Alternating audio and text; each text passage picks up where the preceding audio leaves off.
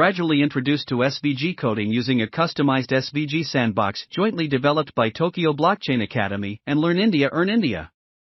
Starting with coding simple shapes, they progressively take on more complex shapes and designs. This learning phase allows them to digitally manipulate shapes, acquiring knowledge about attributes like coordinates, size, color, and transformations. 6. Advancing SVG coding. As children's comfort with and proficiency in SVG coding increase, their interests are stimulated by more challenging tasks. These include creating animations, coding intricate shapes, and even delving into basic concepts of trigonometry and algebra. Through this step-by-step progression, children transition from a concrete understanding of 3D shapes to the abstract realm of SVG coding. This seamless shift from Montessori geometric solids to SVG coding not only enhances their grasp of mathematical concepts but also cultivates digital competencies. In the process, SVG sandbox, that is, scratch coding.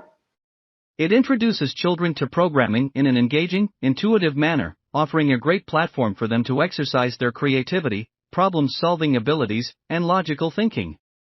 In addition, the Tokyo Blockchain Academy and Learn India have introduced a customized enterprise sandbox aimed at children aged 10 to 12.